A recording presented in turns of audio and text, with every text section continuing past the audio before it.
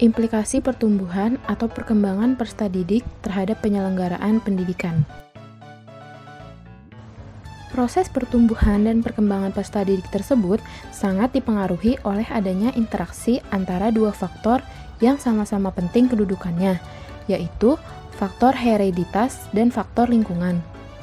Atas dasar informasi tersebut, maka dapatlah ditarik beberapa butir implikasi pertumbuhan atau perkembangan peserta didik terhadap penyelenggaraan pendidikan sebagai berikut. 1. Pertumbuhan dan perkembangan manusia sejak lahir berlangsung dalam lingkungan sosial yang meliputi semua yang berada dalam lingkungan hidup itu. 2. Interaksi manusia dengan lingkungannya sejak lahir menghendaki penguasaan lingkungan maupun penyesuaian diri pada lingkungan. 3. Dalam interaksi sosial, manusia sejak lahir telah menjadi anggota kelompok sosial yang dalam hal ini ialah keluarga. 4. Atas dasar keterikatan dan kewajiban sosial para pendidik, terutama orang tua, maka anak senantiasa berusaha menciptakan lingkungan fisik, lingkungan sosial, serta lingkungan psikis yang sebaik-baiknya bagi proses pertumbuhan dan perkembangannya. 5. Setelah umur kronologis mencapai lingkungan tertentu, anak telah mencapai berbagai tingkat kematangan intelektual, sosial, emosional, serta kemampuan jasmani yang lain. 6. Kematangan sosial merupakan landasan bagi kematangan intelektual, karena perkembangan kecerdasan berlangsung dalam lingkungan sosial tersebut. 7. Kematangan emosional melandasi kematangan sosial dan kematangan intelektual, karena sebagian besar tingkah laku manusia dikuasai atau ditentukan oleh kondisi perasaannya. 8. Kematangan jasmani merupakan dasar yang melandasi semua kematangan sebagaimana yang dimaksudkan sebelumnya.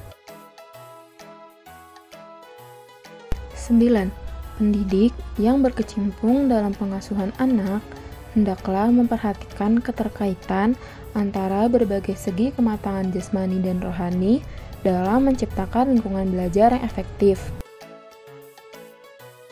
10.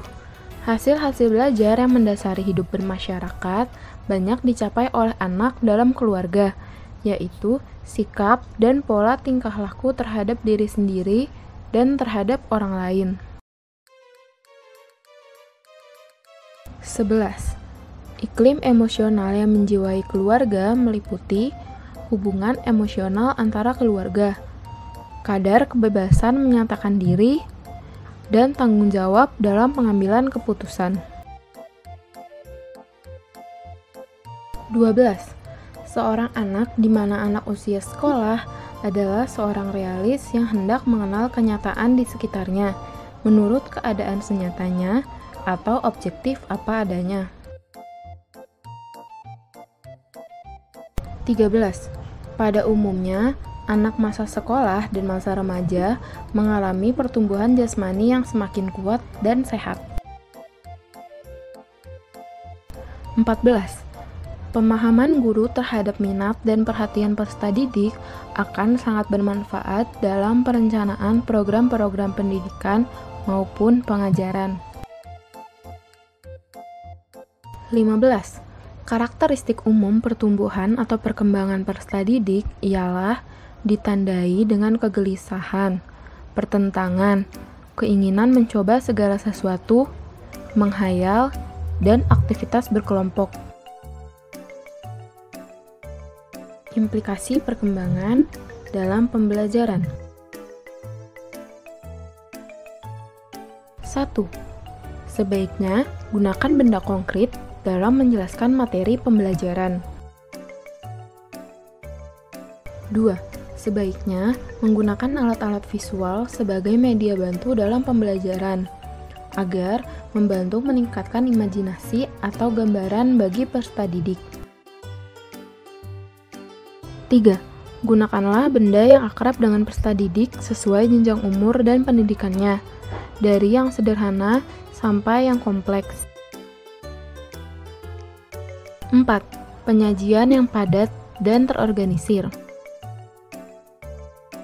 5. Mengontrol emosi dan memberikan contoh figur yang baik, terutama saat kegiatan pembelajaran berlangsung. 6.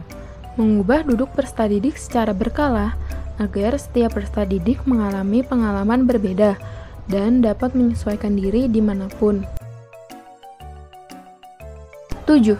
Latihan memecahkan masalah secara konkret agar mindset atau pemikiran peserta didik terbiasa kritis.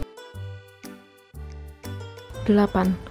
Latihlah peserta didik untuk bertanggung jawab dan mandiri dalam kehidupan sehari-hari maupun berhubungan dengan pembelajaran. Beberapa di antaranya seperti menyelesaikan tugas sekolah, berpakaian dengan sopan, bersikap sesuai aturan, dan sebagainya. 9. Perkenalkan pada anak permainan yang mengasah otak sekaligus melatih kemampuan fisik, seperti permainan tradisional zaman dulu ataupun permainan ringan seperti puzzle. 10.